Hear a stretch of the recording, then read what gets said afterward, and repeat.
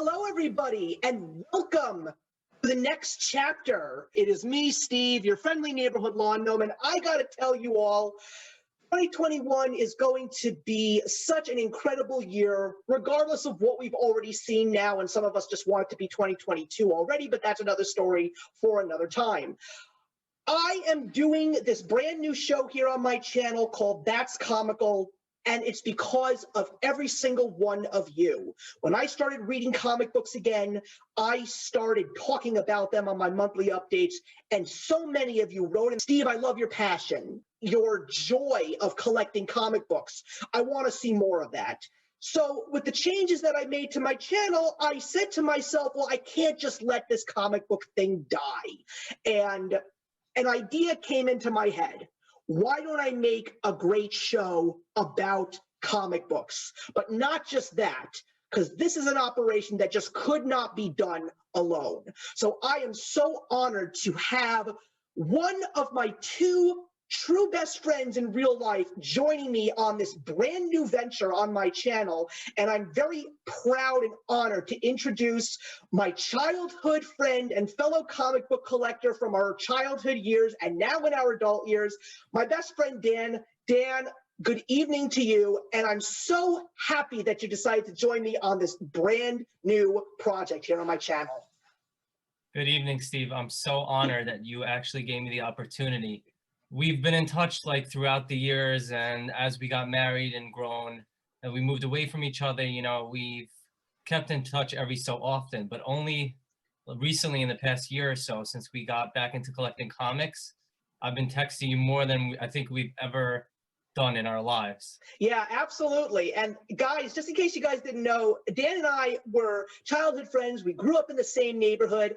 There was a time in our preteen and early high school years where we actually had a comic book store in our neighborhood that we would go to.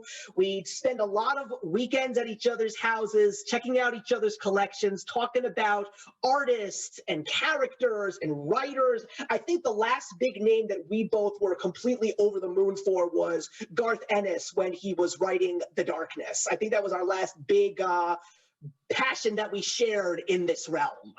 I think, honestly, after Darkness, I think I stopped collecting after that. That was the last series I collected. Yeah, I think it was somewhere around, I think that was me as well, and it was around the time that we got, I think it was the Devil's Reign, Marvel, and Top Cow crossover, along with the Family Ties crossover between The Darkness and Witchblade. I think that's when I also stopped collecting, and I think it was just a matter of just us not really seeing any interest in it anymore, and quite frankly, I don't know why, because I played a long game of catch up over the last couple of months, and let me tell you, I am amazed with a lot of the things that I've read, because I really am sort of thankful that this pandemic actually happened, because it gave me all this time to dive back and get reintroduced to these worlds and these characters, and even some new characters that are old and brand new that I never in a million years thought that I would even be interested in reading, but it's been amazing. And I think the funny part is you first started telling me that you were collecting comics again when you introduced me to the DC Black Label and the infamous Back Penis, which I thought was actually really funny. That was crazy. I just had to have the comic book. Once I heard about that, I'm like, this opportunity is never going to present itself ever again. So I had to have it. When you guys get a chance, please hit that thumbs up. And if you want to see more about comic books and discussions with some good friends of mine, please feel free to subscribe to the channel. So we're first going to go into a little bit of a rundown of this show in general, because this is actually going to be one of two videos on this show that you will get every month here on my channel. And this specific segment of That's Comical is going to be myself and Dan talking about the past month in comic books. What did we read? What did we possibly overlook? What was the biggest discussion or the biggest piece of news in a specific issue that was just earth-shattering to the comic book world, or the one comic book that everybody was just dumping on that entire month. There's definitely interesting things that are going to happen every single month as we all read our comic books every single week. But we're going to bend the rules just a little bit today because this is our pilot episode.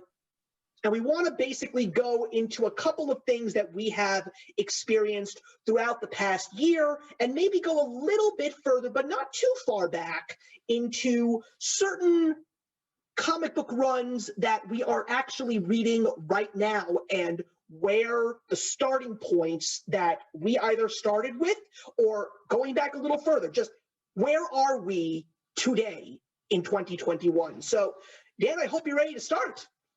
I'm ready to go. Let's do it.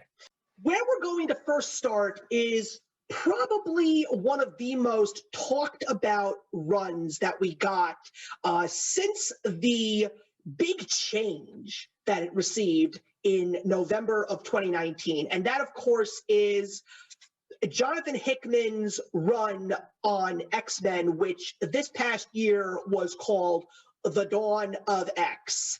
And it, of course, spawned a whole bunch of new runs of X books that we already knew, like we got a new X-Force, we got a new X-Factor, we even got a new Mutants reissuing, and it's definitely one of the most interesting things that has been going on in comic books since Hickman came on board and started this. And the first thing that I'm trying to wrap my head around here, Dan, is that I had no intentions of reading this brand new World of X, but you were telling me that I had to read the two initial miniseries that spawned Hickman's Dawn of X. And that, of course, is House of X and Powers of 10, which are praiseworthy comics. So many people who read them love them. So the question that I actually have for you is, why is it that you stopped after those two miniseries came out, yet I chose to keep going? What was it? I agree with you. It was noteworthy. It was an amazing story from start to finish. But the problem was twofold for me. I remember back in the 90s when they restarted X-Men and X-Force and X-Factor, and they had all these, resets of comics, and that like spiraled out of control, and they printed millions of copies. I know it's not the same thing now, but I thought like from going from Powers of 10 and House of X, which was so amazing, and then spreading it across like 6-7 different titles, it was going to be too expensive. It was going to be too hard to follow the entire storyline. I thought I would just stop, on a high instead of continuing. I see where you're coming from. Yeah, I mean, honestly, when I first tried to wrap my head around the beginning with House of X and Powers of 10, my exact words were, and I don't even think I said this to you, but I'm pretty sure I said this to my wife, and she laughed because she knows how complicated the reference is on its own. And I said, this feels like Cloud Atlas with X-Men. And the fact that I even managed to get through the Wachowskis' movie adaptation was a miracle of modern day. I don't know how I did it, but I did it. But it was just so weird, going through various time periods and seeing the mutants in different ways, like seeing the X-Men that you knew in one time frame and then seeing a weird bunch of mutants, and Nimrod has a story in there. It was just so strange. But when I finally picked up those issues and I started reading them, I was just like, I have never read something like this with X-Men before, because I'm a huge, huge X-Men fan. And I've read my share of those great X-Men stories of the 90s. Like, my very first comics that I ever picked up were Executioner Song, that 12-part series that's very well done. It was the very first X-Men crossover story that was not written by Chris Claremont. By then, he had been pushed out by the new breed of comic creators who, ironically, would end up going to Image Comics. But that was the first story that was written by Scott Lobdell, who's also a very well-known name in the comic book world right now. But then you read great stories like Fatal Attractions, and then you read Age of Apocalypse. And for me, I actually agree with you. It was after Age of Apocalypse where I sort of started to falter. It was around Onslaught when it just got way too much and way too confusing. And my thoughts on Onslaught are for another time. But reading a story after knowing what the X-Men have been like since 1963 when they first were created, and then all of a sudden, you know what they are. You know what they're fighting for. You know Professor Xavier's dream is for mutants and humans to coexist. And then all of a sudden, he says, you know, screw that noise. We're going in a completely different direction. And I was like, wow. For some strange reason, I felt that it could have been coming, but when it actually is here, it's still a little hard to wrap my head around this, just because this franchise has been around so long. And if you want to talk about a complete 180, that's what Jonathan Hickman is doing right now with these comics. Well, I think, you know, X-Men, they needed that, just like any other series. I mean, when you're going into, I don't know the legacy number for X-Men, but do you know offhand? Well, the only thing that I do know right now is when it comes to legacy numbers in X-Men comics, that's definitely what happened recently with Wolverine. Wolverine just reached issue number 350 with Wolverine issue number 8, I believe. And people really like that Wolverine book at the moment. So X-Men must be much higher, but you know, it's hard to tell like the same characters from the same type of story over and over again. And Hickman, you know, he did something which, like you said, no one expected, and he came from a totally different direction. And on that note, for collectors, I brought a couple copies. This is House of X #1. It's the first appearance of Orchis, which is a team of scientists united to stop the human threat. Right. I had that issue as well. It's great. It's beautiful. Then we got also Powers of Act 10. This is #1. It's the first appearance of Cardinal, Rasputin IV, Silo Bell, and Percival. Very cool. And last but not least, I think the most pivotal character in the entire series. This is House of X #2, the origin of Moira McTaggart. Yeah. She was awesome in the series. Yeah. Yeah, that was another interesting thing that they did that we never expected. They actually turned Moira into a mutant. She's always been close with the mutant community and very much diving into mutant research, but the fact that she actually is now a mutant herself just opens up a whole new world to her story. But I'm actually very glad that you mentioned her specifically, because that goes into what happened after those 2 miniseries occurred. And the other reason why I really wanted to get on board was because of the fact that the big crossover that ended 2020, 10 of Swords, was announced. So I was doing all of my research. I was listening to a couple of different channels, listening to what are some of the issues that you should get into that sort of have tie-ins to what 10 of Swords is going to be. One of the perfect examples is Cable issue #1, where he finds his own sword. Another one is X-Force issues #1 and 2, which is where the Cerebro sword is created. So there are so many different things, and that was where I was really starting to read some of the issues and get a little bit more of an understanding of the characters, because the cool and somewhat unsettling thing that I'm still seeing when I'm reading this is the fact that now the mutants all live together on an island called Krakoa. And the crazy thing is, these are mutant heroes, these are mutant villains, these are mutants all in between, and they're all living together in peace, except for Sabretooth, who they've already thrown into X-Men jail, which I still thought was one of the funniest things ever, because you're a loose cannon, you're not allowed to play anymore, you're going in for a long time out, and that was just one of the funniest things that I ever read. When I was reading on specifically with the X-Men, I was seeing how political they were, how they actually are now in the pharmaceuticals business thanks to the plant that they discovered, and the fact that they're also showing the human race that we are actually more powerful than you, and we pretty much have what you need, so you're going to let us go by our own rules on our island. And I think probably one of the most pivotal issues is X-Men issue number 4. Besides the fact that you're going to actually see Apocalypse in a suit, which is also one of the funniest things I ever saw in these books, was the ominous threat that the mutant population now actually is in the human world. And it was just so intriguing to me, and it just made me want to read on with a couple of the others. But I was just picking out issues here and there, ones that tied in with Ten of Swords, but also some that actually really did have some interesting stories along with them. Now, I want to ask you, Steve, I know X of Swords didn't live up to its reputation. Yeah, absolutely. And that's where I was going to go into that, because then we finally get to Ten of Swords. And the one thing that everyone is talking about is, wow, 22 issues. That's a lot. I don't even know if I can afford this. That's not what I was saying per se, but that's what some people were saying. And I said that.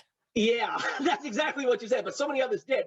One of the funny things that Hickman and the people who are writing the Dawn of X books were saying, oh, you don't have to pick up all the issues. You just read what you like. Well, you see, comic book readers and comic book collectors, when your saga, your big epic crossover saga is, each issue is part something of this amount, that doesn't necessarily mean you can skip around. You kind of have to read it all. No, you didn't. Because it basically took way too long to get to the official battle in this realm where this second piece of Krakoa called Arakko, which basically got divided from Krakoa in the early years because of this thing called the Twilight Sword, and now it was in another dimension, and the person who was in charge of this dimension is a powerful woman named Saturnine, and she lives in this gargantuan, gorgeous palace. And she basically says, okay, I'm going to pick warriors from Krakoa, and I'm going to pick warriors from Arakko, and we're going to pit you guys against each other. So the first 10 parts of Ten of Swords is gathering the troops. Some of those stories are very cool. I think a lot of people liked the Wolverine story about how he gets the Muramasa blade, which is a real strong piece of Wolverine's lore right now. And it basically went from him actually going into hell to actually retrieve it. It was a fun story, and it took one issue of Wolverine and one issue of X-Force, because he's also on the X-Force team right now. And then we're up to part 13, and we're still not getting anywhere. Part number 14, and we're still not getting anywhere. And then the battles actually happen, but I'm going to over-exaggerate a little bit. Some of these battles were anything from an arm wrestling competition to a pie eating contest. And I'm like, this is the lamest thing I've ever read, and I cannot believe that I'm actually reading this. This is absolutely horrendous. So you could literally skip the second half of Ten of Swords till about part number 20 of 22, because the last 3 parts are very, very good. But the problem is, by the time you get to part 20, at least for me, it was too little too late. I mean, I thought the ending was very interesting, because basically Apocalypse made a deal with Saturnine, saying that I will sacrifice myself to stay in the alternate dimension, also because of the fact that we were introduced to his wife Genesis, which was really interesting. Some people say that it dragged his character down and made him very weak. I honestly didn't see that. And he said that Arakko should come back to my dimension with all the mutants that are imprisoned in Arakko, and they should be a part of Krakoa and Professor Xavier's new mutant country, so to speak. So that was Ten of Swords. Well, all that being said, are you continuing with X-Men after all that? Not religiously. I know that we are now in what's called the Reign of X. The one thing that a lot of people are not too thrilled about is that it's also going to be including more brand new books, because we just got Sword #1, which was good, by the way. I actually really enjoyed it, and I'm curious to see where Sword is going to go, though I'm not going to be collecting the King in Black tie-ins. We'll talk about King in Black a little bit later, but I'm not getting issues 2 and 3 because I have the feeling that they're not even going to link to what happened in issue #1. But we're going to be getting Children of the Atom in March, and in April we're getting something called The Way of X, which is a Nightcrawler-led story about how he is going to be creating a brand new religion for the mutant kind. So honestly, right now for me, it's about hearsay, because I just want to hear what people are saying about certain books, and I'm going to read about what certain books are going to be showing us. I mean, a lot of people are saying the book that people really should be reading in regards to X-Men right now is Hellions, because they just say it's so much fun. And in March, they're going to be making issue #10, and there's going to be a great story with a classic villain from the 1980s arcade, so I'm really excited to see that. And there are a couple of books that are picking up some pieces of the X books before Ten of Swords that they never really continued. Because the one that everybody's excited about is what happened in X-Men #5. And that was when 3 X-Men were sent into this place called the Vault, and they still haven't come out yet. It's like watching David Fincher's Seven, like what's in the box? Nobody knows. But in X-Men issue #18, which I believe is coming out at the end of February, they're coming out. So we're going to see what happened to them. So I am interested in that story, but I will say the things that I'm interested in, if they botch them, that I think is going to be the last nail in the coffin for me personally. I'm still going to give them a try, but it's going to be a little bit more of a conservative approach on what to read and what not to read. See, I can never follow a story across 10 different titles with the 6 or 7 they have now, and you talked about 3, 4 new ones coming out. It's just too much. Yeah, I mean, I understand Marvel wants to make money, and maybe some people will do that, but it's just not for me. Yeah, I mean, I'm not even reading all the titles. Like, after they officially finished up the Ten of Swords epilogue, like, I stopped reading Excalibur. I think a lot of people actually aren't reading Excalibur anymore. I never really even read the New Mutants, and I'm not interested in the New Mutants, to be honest with you. It's really, at this point in time, Hellions, which is a lot of fun.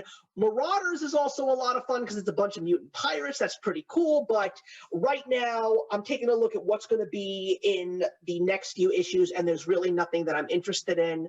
Definitely going to read some more X-Men issues with the Vault story, which is coming. Interested in what's going on with X Factor right now, because it's focusing on the fact that on Krakoa, mutants don't die, like they literally regenerate them. So there's a whole bunch of things that they're harping on right now. And X-Force is also really cool too. I mean, I think Ben Percy is one of the best writers right now, next to Zeb Wells, who is writing Hellions. And I think that if you're loving X-Force and you're loving Wolverine, continue on with those as well. But like I said, for me, it's going to be a lot of research and a lot of hearsay before I actually figure out what issues I will pick up or if I will eventually stop. So now I want to get into the second topic of discussion, and we're going to talk about some underappreciated books, like books that are really falling under people's radars. And to a certain degree, the one that you're going to be talking about, Dan, is the one that I am still surprised by. And I will also say I'm sort of one of those people that's not reading it either. So to a certain degree, it's kind of sort of my fault. You know, Daredevil. Yeah. It's one of the best series right now in Marvel. A lot of people are not talking about it. I mean, I think now, ever since Daredevil, right here, 25 came out, now everyone wants it. Everyone wants to be part of that series. What happened in 25 is basically Elektra took the mantle and wore the Daredevil costume. I mean, it's all a buildup from Daredevil. This is issue #1. It's the first appearance of Detective Cole North. Matt Murdock as Daredevil responds to a robbery, and apparently he kills a guy accidentally. And throughout all the issues, he's dealing with that guilt. Right. And he's like, I can no longer be Daredevil. I always knew when to stop. But Right. this weighs so heavily on him that he doesn't know what to do. So he stops being Daredevil altogether. And then can't stop himself. He has the supersonic hearing. He hears crimes going on, people getting hurt. So he has to do something. He just can't sit by the sidelines. I mean, the funny thing about Daredevil is, the Netflix show, a lot of people loved it. I thought that Charlie Cox did an excellent job playing Daredevil. There are a couple of people out there that do like the 2003 Ben Affleck film. I know who they are, a couple of them at least. A lot of people are excited that Charlie Cox has been officially signed on for the new Spider-Man movie, so it's going to either be Matt Murdock or maybe even Daredevil, because Spider-Man and Daredevil do have a little bit of a crossover every now and again. But I think what's so interesting about Daredevil, not just now, but the thing that Daredevil always seems to have, and it's crazy because there are still people that are not reading it, is there's always a good writer. Daredevil has been written by Kevin Smith at one point, and of course was written by the legend that he is, the great Frank Miller. And now you've got this guy, Chip Zdarsky, who I didn't know about. As a matter of fact, I actually first read Chip Zdarsky's work through the Dawn of X with the X-Men Fantastic Four crossover. And I liked it. I thought it was fun. It's also just because of the fact that whenever I read the Fantastic Four, I always have a lot of fun, which is why one of my grails right now is to try and get my hands on some of the Jonathan Hickman Fantastic Four comics, because a lot of people are saying, especially now that they've greenlit the Fantastic Four movie for the MCU, where do you start reading some good Fantastic Four? Oh, you go to the Hickman run. That's what everybody's saying.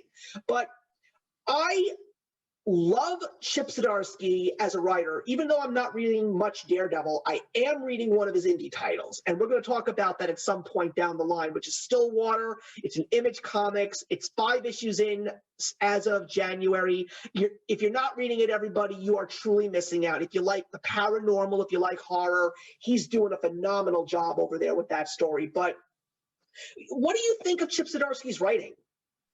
Oh, he's amazing. I first read him on a miniseries called Spider-Man Life Story, which spanned Spider-Man's life from the 1960s all the way up to the present.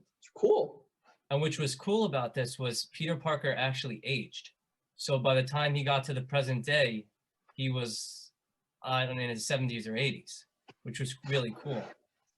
That does sound pretty cool. No, I think I think what I like so much about Zdarsky is he really knows how to capture atmosphere, and he really knows how to get you to empathize with the characters, because have you been reading Daredevil religiously since issue 1? Like, do you have issues 1 through 25 right now? I have issues 1 through 25. I'm currently only up to 15.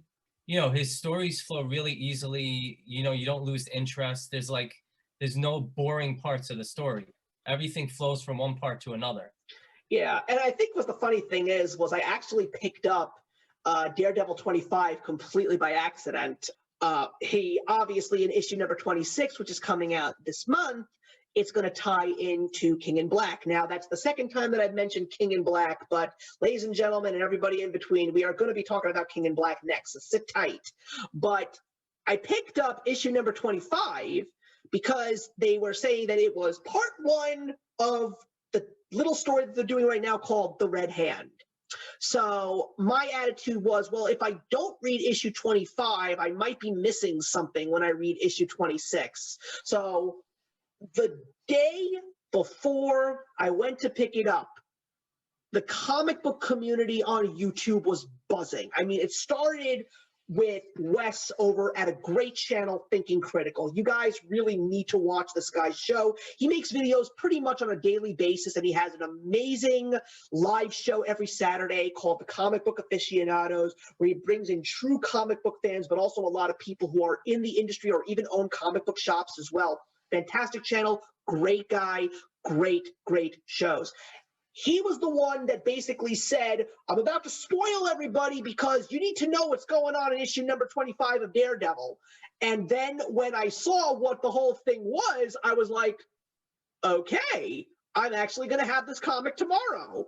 And I couldn't believe that literally 24 hours after that book hit stores, it was on eBay for $50 or more. So I immediately, after I read it, I double bagged and boarded it, and now it's safe in a good spot in one of my comic boxes. But I still cannot get over the fact that that's what I love so much and hate so much about the comic speculators, you know? Like, the first appearances, the big event, like, if you don't get your hands on it immediately, you're going to miss the boat. That's the thing.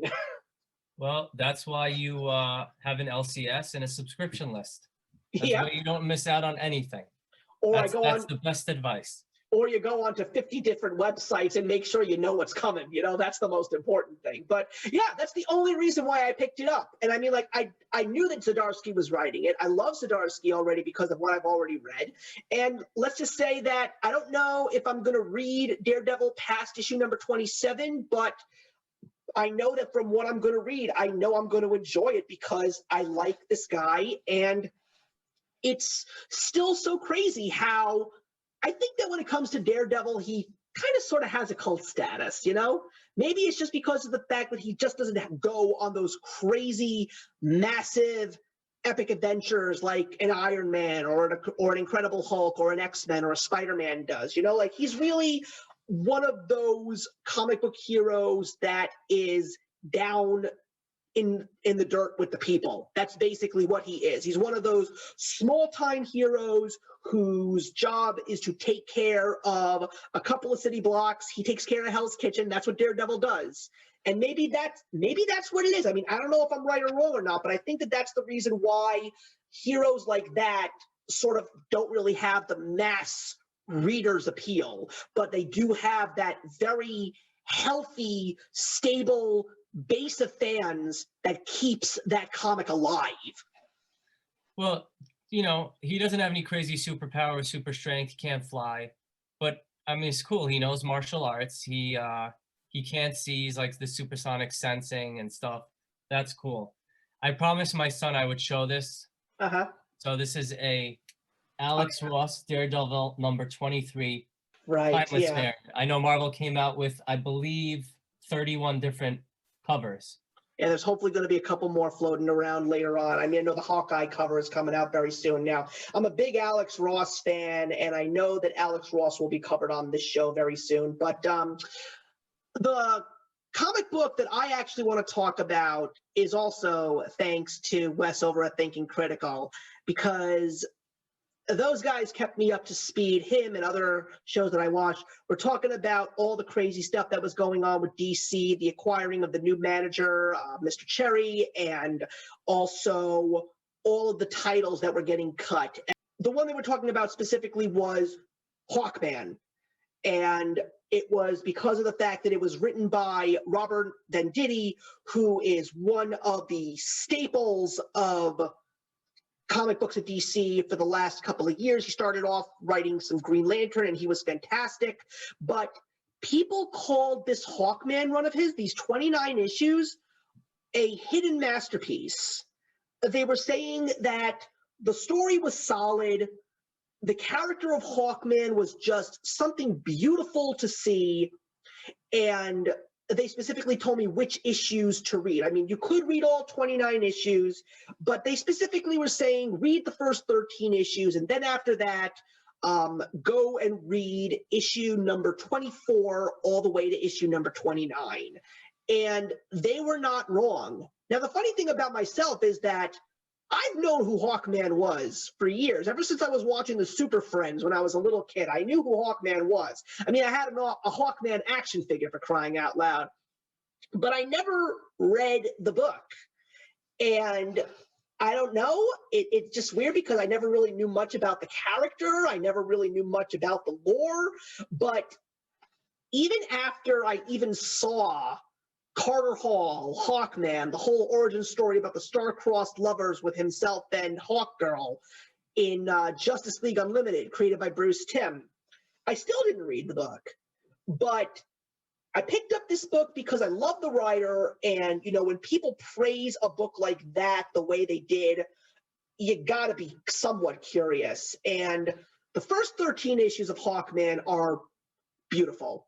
It's such a amazing story about Hawkman really trying to pick the pieces up of his life and really trying to discover his true self. Like, where did his whole history of reincarnating through time truly begin? And he finds this out by going in so many different places. He goes to visiting past lives. Like, he had no idea that he, at one point in time, was a person who lived on the planet Krypton. That was crazy. I mean, I always knew about the life that he had in Egypt, the life that he had on Thanagar, which is the Hawk world, but he was trying to stop a threat, and he needed to go through all these past lives for answers, and to only find out that the reason why the threat is coming is because he's the one that triggered it. So it was just such an interesting revelation, and how he now understands that he's been reincarnating because he's trying to redeem himself for all the past sins that he had in his original incarnation of life. And then the last couple of issues are a pure love letter to the lore. He gets reunited with Hawkgirl. They finally figure out how to stop dying and living again repeatedly all the time. And the one way that they started it was they were given the opportunity, because of the fact that they finally got to that goal. And God basically said to them, you are now going to live your one last life. Days will be years to you. Like, you will live a very long life. You got to basically make the most of it. And he basically says, where do you want to begin? Because they were literally going to just go back to the very beginning and live their lives at the very beginning. But Hawkman says, no, I want to go back to the 1940s, and I want to see the Justice Society of America again. So they start their brand new last life, the two, Hawkman and Hawkgirl, with the Justice Society. And that's why I held up issue number 27, because that is my favorite issue. It is a beautiful love letter to Hawkman, to the Justice Society, and that ending was fantastic. What people are hoping for with all the new runs that are starting after Future State, there are high hopes that Robert Venditti will write a brand new JSA comic book. And if that happens, I would love to read it, because Venditti is a fantastic writer, one of the very best. I mean, I've never read any of his work, honestly, but I've heard from you and other people how good of a writer he is. So I would definitely, take that into account. If he starts that new series, I'd kind of be interested in checking it out. Yeah, I mean, to comic book readers out there, if you haven't read Robert Venditti's Hawkman, I highly recommend that you do. Like I said, I read a bunch of it. I skipped the Year of the Villain tie-in, but the reason why I wanted to get my hands on it quickly was because one of the things that was recently announced was, with the brand new Black Adam movie starring Dwayne "The Rock" Johnson, Hawkman is going to make an appearance in that movie. So, because of the fact that the comic books themselves are tied so closely to the film world now, when a character shows up, pick up the books. Otherwise, you're not going to be able to get them yourself. Robert Venditti, he took over Green Lantern when Jeff Johns finished his run during the New 52 period. That's when Venditti took over Green Lantern. And he had Green Lantern to the end of the New 52. He had Green Lantern through a large portion of Rebirth. And it was when he finished Rebirth's part of Green Lantern that he went on to Hawkman. So I don't know where he's going to be right now. I mean, he just co-wrote Generation Shattered, which came out last week. And that was such a great comic. I had so much fun reading it. I really did. I know it's expensive, Dan, but if you have the opportunity, I would recommend it. It's everything a DC fan would like, because it's just got everything in it. I'll wait till that one's discounted. So let's get into the third topic of discussion, and I promised everybody, since we've already mentioned it twice, let's discuss The King in Black, which is the big comic book crossover that is basically shaking the foundations of the Marvel world right now. But the funny thing is about The King in Black is we've only scratched the surface because we've only gotten a month of comic books. And I don't know about you, but what I've been reading has been great. I've been loving it. Ivan Rice has had a role in it. Ethan Van Sciver had a role in it. There were so many people that were behind that. But the reason why I'm comparing them is because if you really want to, you really got to brush up on your history when it comes to The King in Black. I mean, if you really want to go to the beginning, you really need to start with the 1980 Secret Wars, because that's really where the whole comic book world was officially introduced to the symbiote, because it was Spider-Man who came home from the Secret Wars with the black costume. And I compared it to Blackest Night because based on what I've read, Blackest Night really begins with Crisis on Infinite Earths, because that's where we are first introduced to Krona. And Krona makes a major appearance after the Blackest Night part of the story. It goes into Brightest Day, and then it concludes with the War of the Green Lanterns. Krona shows up in War of the Green Lanterns and really puts the whole culmination into perspective. But there were so many great things that I read through going all the way back to the beginning. I don't know if I'm going to be able to do it with this story because there is much more when it comes to King in Black, but I've gotten pretty far back. I mean, you could read the first appearance of Venom. You could read Maximum Carnage when you were first introduced to Carnage. But I would say to get started with Null, you really sort of have to start with Thor 6, God of Thunder. And that is because we're introduced to Gore the God Butcher, and he is the one that's holding what's known as the All-Black / Necro Sword. Yeah, that was an unbelievable run by Jason Aaron. It's weird because Null made a cameo. He was on like one page for like a second. That book is shot through the roof. Yep. But I mean, the story itself is so much better than the actual Null appearance. Yeah, absolutely. And there's so many things that are linked to it. I mean, you've got to read Silver Surfer Black.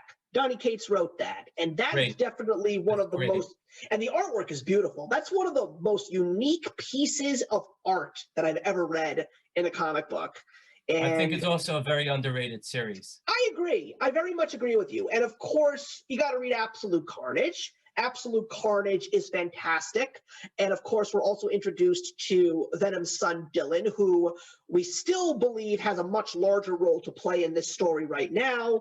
Yeah, Venom 9. Venom 9, first appearance of Dylan Brock. Now he makes a cameo in Venom 7, but he is supposed to play a major role, you know, rumored to play a major role in what comes with Null. Yeah. He has his ability to control symbiotes. Donny Cates is writing Thor. There's a lot of people that are really speculating, is the Thor story going to tie in with the King in Black story? Because right now, if you're reading King in Black, they're basically saying, where's Thor? How come we can't find Thor? Where's Thor? So I don't know. But I would be surprised if it didn't tie in, because I know he tries to tie in. I think everything is like interconnected with him. So I would be very surprised if Thor didn't make an appearance. Yeah, and at the end, you know, a lot of people are speculating that Thanos might have a role in this in regards to defeating Null because of the vision that Thor has at the end of the Devour King story, which is the first 6 issues of Donny Cates' Thor run.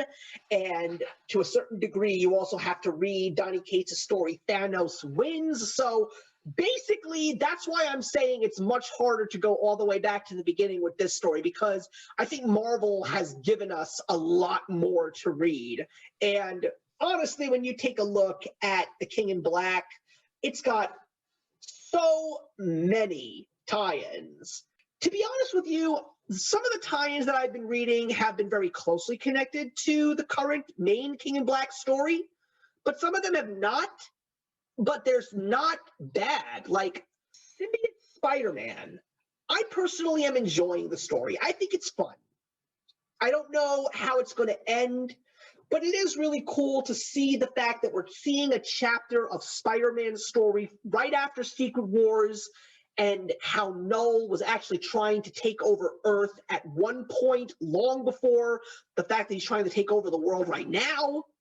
So I have fun with that. I just started reading Rise of the Valkyries. I'm not really sure where it's going to go, but I'm enjoying it. But then you've got the ones that are very closely tied in. Like, I read Black Cat #1. I liked that. So I'm really curious to see where Black Cat's story is going to be. I know that there's going to be 2 more issues that are connected to the King in Black. So I'm really curious to see how it's going to pan out. And there's even ones that haven't even come out yet, like the Fantastic Four. They basically are saying that one of the members of the Fantastic Four is going to get obsessed by a symbiote. Well, who's it going to be? I want to know who it is. I mean, I'm right now only reading Venom and the main title. I'm not interested in any of the tie-ins, but I wanted to tell like people, if they're first coming into collecting and they're getting into Null and stuff, and you know it's a very pricey comic book. Yeah. I would recommend, and I know you have this, is Marvel Tales Null. Yes. Which is Venom 3, 4, 25, and Web of Venom Carnage Born, I believe, right? That's correct. And I actually have the actual issue of Web of Venom Carnage Born. I actually managed to get that thing for like $2. That was just a lucky find. But I'm not upset over the fact that I technically have 2 of the copy, because that's basically what Marvel Tales Null is. But yes, it was great that I read it, because I got to read the first appearance of Null. That was really cool. I got to read Venom 25. That was pretty cool as well. And it definitely makes everything else make a little bit more sense. But, you know, the most important thing is when it comes to King in Black, I'm just having a great time with it. It's just a crazy, fast-paced, in-your-face story.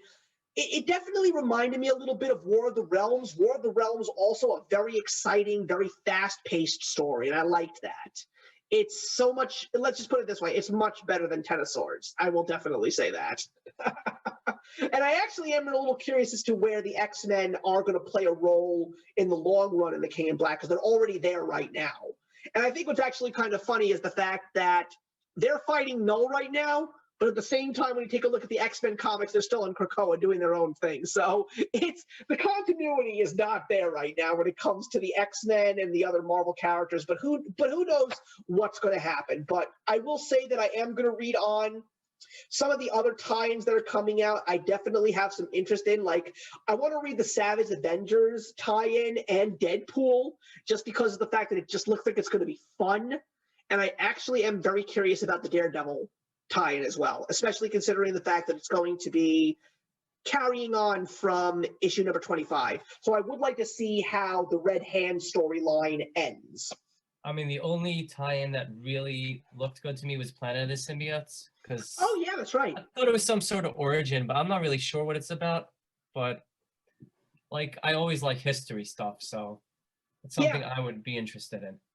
Yeah, I mean, that's the same reason why I'm reading the Symbiote Spider-Man tie-in, because it's got a little bit of a history in there. Yeah, Planet of the Symbiotes I'm going to read as well, and Gwenom versus Carnage I am going to read as well, because there's supposed to be some hints to the legacy of the Carnage symbiote, so I am very interested in that as well. So, look, who knows? The point is, you know, if you want to read what you want to read, that's what you do. You pick up the issues that you want, and you hopefully end up getting your money's worth. So this is definitely a good opportunity to go into the final main topic of discussion, and that is the fact that one of the major things that I personally have noticed since I started recollecting comics again in 2019 is that there has been an explosion in popularity of indie books. And it all started with a little book called Spawn breaking a record with issue number 300. Now, when I was collecting comics in my teen years, I was collecting Spawn comics. I even said in one of my videos when I did my shelf tour that I have the first 10 issues of Spawn. Spawn issue number 300 came out on the exact same day that J.J. Abrams and his son's Spider-Man #1 came out, that exact same day. And Spawn 300 crushed it in sales. I was like, I think I need to get a Spawn comic again, just because I was a Spawn fan when I was younger, and to have this little piece of history was just, to me, something that I had to have. But I read it, and it was great, so I wanted to continue on with the story. So I started reading it again with issue 300, and I'm already up to issue number 313. And I thought that that was going to be the end of my story arc, but nope, it was a cliffhanger. Now I got to pick up issue number 314 because I didn't get my closure yet. When I don't get my closure, I don't stop reading. That's why I'm sort of still not done with The Flash. I stopped reading The Flash when Josh Williamson finished his run. It was beautiful, one of the best runs that I've ever read in comic books. It was also the first time I was actually picking up issues of The Flash. But the big thing is, since Rebirth started in DC, we never got the closure of Wally West's story. And now with what's going on in Future State, which we'll obviously discuss next month, I'm like, I still don't have my Wally West closure. So will I pick up The Flash when it officially comes back into its regular run after Future State? Well, if they don't give me closure for another like 50 issues, I'm going to be really, really ticked off. I'm just going to say that right now. But anyway, I'm rambling here. But yeah, Spawn was great. But then I was really getting back into where I used to be when it came to collecting comic books. You know, follow the artists, follow the writers. And I've been finding so much more enjoyment with indie books than I have been with books from the big two. Well, I can kind of answer that for you. I hope, you know, we think along the same wavelength, but I think with the indie books, you know, they're bringing new stuff, new characters, new stories. With the big two, it's like the same thing recycled over and over, you know? I think it's a Here little it's bit like more free new, range. fresh ideas. Yeah, and they're also tackling things outside of the superhero genre. Like, we're getting paranormal books, we're getting horror books, we're getting newer inventive ideas when it comes to the traditional superhero. I mean, one of the books that I am reading right now is Erratic. It's a 5-issue miniseries, but it's such a great idea. Like, it reminds me a little bit of Spider-Man, but it's a story about every single day a young teenage boy gets superpowers for 10 minutes. He doesn't know when they're happening, but he knows they're happening, and he's just trying to keep his life intact before he officially loses it. I love that idea. I think that that's creative. I mean, everyone probably knows this by now. Something is killing the children. Yeah, and a lot of Batman fans are definitely on board with that one because it's being written by James Tynion, and if you've been reading your Batman comics and you read Joker War and pretty much all the Batman comics since Tom Kane left after City of Bane, if you've been reading those Batman comics and you've been loving his work, then you're probably reading Something is Killing the Children if you have a fandom for horror as well. I did get that foil cover, and I read issue number 1. Honestly, I'm sure it's great, but it just didn't grab me personally. But you're loving it. That's great. You know, I mean, issue number 1 is not all the time gonna, you know, bring you into the story. As you read on in that story, it just pulls you in, I think.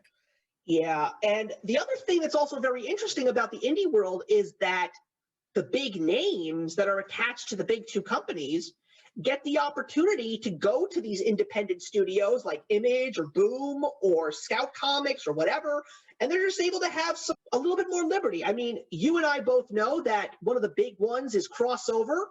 It's Donny Cates. He's writing so much for Marvel right now, but he's now got this crazy idea in a comic book story. Although, so you know, I describe Crossover like it's a more adult version of Who Framed Roger Rabbit with superheroes. That's what it reminds me of. But I like that. It's so clever. It's got a little bit of a Fahrenheit 451 vibe in it as well, because of what happened with all these comic book characters literally leaping off the pages and wreaking havoc. All of a sudden, comic books are evil, and it's crazy, and it's such an interesting idea. And I mean, there are some people that just didn't care for it, but it's got a big following right now because there are also those people who live, drink, and eat Donny Cates. They'll follow him wherever he goes. I mean, I'm one of those people. I thought issue 1 was good. Issue 2 was even better than 1. Issue 3, I'm totally lost now. I don't know what the hell's going on. Oh, really? Because issue number 3, I loved the most. I mean, that ending was fantastic. I mean, the fact that we got to see another creation of Donny Cates's that I didn't even know he made called The Paybacks. But, oh man, that last page, you read it, right? You did read it. I read it. So when Madman shows up at the end, that's amazing. Yeah, I was kind of lost. I didn't know who those characters were. I didn't know he Right. created them. So I guess now it makes a little bit more sense. Yeah, I mean, I know he didn't create Madman, but Madman is one of those cult favorites of comic books. I mean, the funny thing was, there's a lot of variant covers for crossover number 3. And because of the fact that there were so many of them with Spawn on the cover, it was a Todd McFarlane drawn version of Spawn on the cover. So Todd McFarlane fans, you know, I didn't pick it up, honestly, but I love Todd McFarlane as an artist. He's one of my idols, and he's an amazing writer for Spawn. But people actually thought that Spawn was going to show up in number 3. Who knows? Yeah, he might show up later on. We don't know. Well, you saw his arms in issue 2. He was in jail. Correct. That's correct. So we don't really know, but it just seems to me like I'm already taking a look at what they're saying about issues number 4 and 5, and they're basically saying that issue 5 and even issue 6, like, they're going to just blow people's minds. So I'm wondering, because they also make these amazing references to people in the comic book business and also other characters, like, will we actually see Superman at the end of this story? We don't know, but I think it's going to be interesting. Well, you know, it's rumored that Ava is his daughter. That's right, but we don't know that. We don't know. I mean, because she can shoot lasers from her eyes. Yeah, that's true. But there are a lot of heroes out there that can shoot lasers from their eyes. I mean, Cyclops can do that too. Yeah, but Superman is the ultimate. That's true. Superhero. That is true. Yep, that is true. I also love the artwork in that book also. I love how they draw Ava. I like that they give her those classic 1940s dots on her face. I think that is just beautiful. It's also a book that's for real comic book fans, like people who know the comic book history and you just want to see that vintage look. That's just such a great idea to do, and I really appreciated that. Yeah, you don't see that nowadays. So exactly. It's kind of cool that they brought that back. Exactly. And when it comes to some of the indies, the one that I constantly tell people is this book from Aftershock Comics. It's written by the Miranda brothers. It's called We Live. I mean, when you actually tell the story of We Live to your wife, like I did, she actually said to me she wants to read this book. She likes to watch the superhero movies. She likes them. But she's not one of those people that's going to pick up one of the comic books and read them. But I told her this story. It's about a post-apocalyptic future because the Earth has been torn asunder by natural disasters and these mutated beasts that are basically feeding on the human population. Then all of a sudden, these aliens come to Earth, make an announcement saying that the big one is coming. The human race is officially going to be doomed once this natural disaster hits. So we're going to actually give you the opportunity to save your species. We want 5,000 of your children. We're going to be setting up beacons where we're going to take them on ships and keep them safe until this is all done with. And it's basically about this brother and sister trying to get to one of those beacons to be safe. And the artwork is beautiful. It's got some great family vibes in here. The story is just completely insane. I mean, I don't even know where it's going after issue number 3, because at the end of issue number 3, it was completely out of the blue. And I was like, well, where are we going from here? But the most important thing is every single time I put an issue of We Live down, I cannot wait for the next issue. And that's the interesting thing. I get that feeling more so after I finish an issue from an independent studio than I do when I'm finished with a Marvel comic or a DC comic. I mean, I got those feelings when I was reading The Flash, not so much when I was reading Joker War. I definitely get those feelings when I'm reading King and Black books. But most of the time, DC, Marvel, not so much compared to some of these indie titles. I mean, the indie titles, I think, are more adaptable to TV and movies, and they're written more like novels. I know, because the funny thing is, when you take a look at some of those movies that have come out over the last couple of years, like when you find out that films like The Road to Perdition, starring Tom Hanks and directed by Sam Mendes, or A History of Violence, starring Viggo Mortensen, or even The Mask, starring Jim Carrey. Some people don't even know that these movies are actually based on comic books and graphic novels, because these books were not necessarily made and printed by the big companies that everybody knows. Like, it's not Superman, it's not Spider-Man, it's not Batman, it's not the X-Men, so you don't know. And that's what makes it so interesting. Yeah, definitely agree upon that. I know there was a Netflix movie that came out last year based off a comic book. I I know. know what it is. I know what it is. It's the Old Guard, isn't it? Yes. I watched that movie and I loved it. That's an Image comic. Yes. And I didn't know that. I mean, I knew it coming in, but I heard people talk about it. That's the only way I knew about it. Yeah, that movie was very good. It was definitely, considering the year that we've had, the fact that we haven't been able to go to movie theaters and go see these amazing comic book movies, the fact that they actually had The Old Guard on Netflix, I mean, honestly, I'm hoping it comes out on DVD soon because I would love to own it. But I really liked the concept. It was such a cool story. And I mean, when you take a look at the BookTube community in YouTube, almost everybody in that community is raving about Saga. People in the BookTube community adore Saga. And I didn't even know that Image Comics made it. And that's what got me somewhat interested in Saga. At some point in time, I'm going to pick up those hardback cover books. There's 3 volumes. They're already in my Amazon shopping list. It's just a matter of waiting for maybe a price to go down or two and then pick it up. But they say it's a great story. And because of the fact that it was such a low print run, the original comic books are worth a bundle. Yeah, I know issue 1 is like upwards of $2,000. Yeah, it's absolutely insane. I mean, that's what sort of upset me while I was playing this catch up over these past couple of years, because hearing about all of these great comics that I missed, and the fact that some of them, outside of getting them in graphic novel form, are practically unobtainable. It's scary. Well, you always miss out, but look at it this way. Like titles like Department of Truth, which could be big one day, or Erratic, or We Live, you Yeah, have it now. In the exactly. future, you never know, right?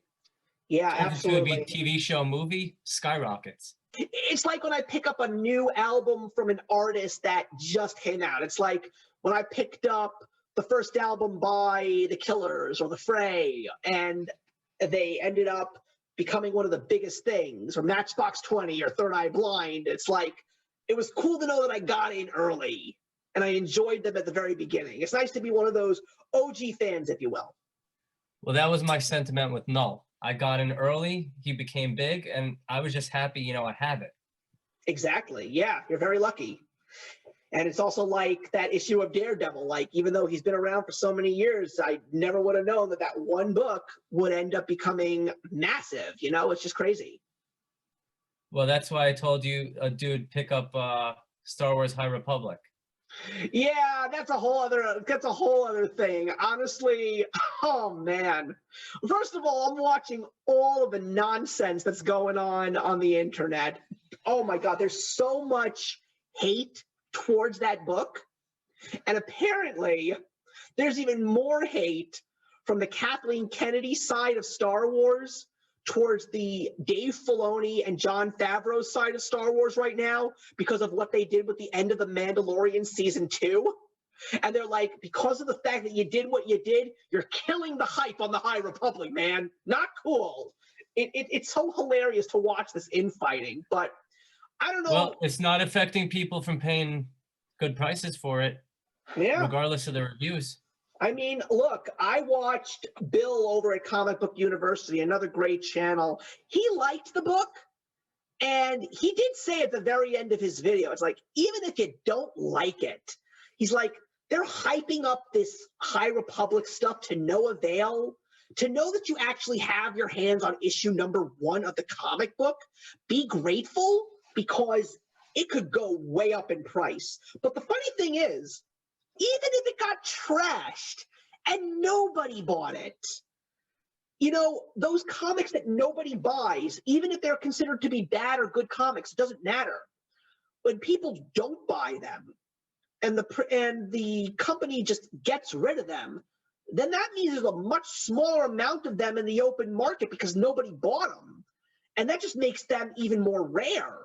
I mean, I read the High Republic #1 and I just found it boring and dull. I didn't care for it. So I'm not going to continue reading it. But the book is in a bag and a board and it's in my comic box. And for all I know, next month, that book will be worth $500. Who knows? The most important thing, like you said, I got in early. I'm not going to continue reading it, but I got the #1. So I thank you for that, for telling me to go get it because of everything that's revolving around it. That's the beauty of comics. You just never know. Right. And with that, that's going to start the wrap up of this first episode. But before we do that, we're going to do something special at the end of each episode. And that is going to be a little bit of a taste of one of the talking points that we will be discussing next month. And some of you who are watching today, who are comic book collectors and readers, you probably know exactly what that topic is. Obviously, the largest talking point right now is DC Future State. This 2-month saga of what the future could possibly be with the DC universe. Now, I was someone who was not on board with this idea, but then the days started coming closer and people started talking about it. There was a little bit of hype building up. We're not going to give it away tonight, everybody, but some interesting things have been happening. And Dan and I think it's more appropriate to wait till the second episode of ours together to read a little bit more of the titles and get a little bit more of a feel of what Future State is all about, how we feel it's going to end, and what it's going to do leading into the next big age of DC Comics, which has been dubbed the Infinite Frontier. So with that, everybody, I want to say thank you all for taking the time to watch our first episode. I could probably say that we got off to a little bit of a rocky start because we're just starting to get a feel for each other, but that's how first episodes go. I mean, look, I've been doing this this is my 11th year on YouTube right now, starting it. But Dan hasn't been here just yet.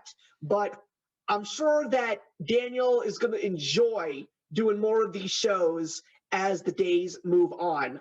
I'm pretty sure I'm correct about that, Dan. Absolutely. Thank you for having me on. And I'm looking forward to seeing you guys at the end of the month because we're going to be going into episode 2 of That's Comical. And I'm also very excited to introduce to you the second member of our team who will be joining Dan and myself on this awesome year into the world of comic books. So with that, I want to thank you all for watching, and I'll see you in the next one. If you enjoyed the video you just watched, feel free to leave a comment. Also, feel free to subscribe if you want to be up to date with our latest videos. Thank you so much for joining us today, and we'll see you in the next one. Actions speak louder than words.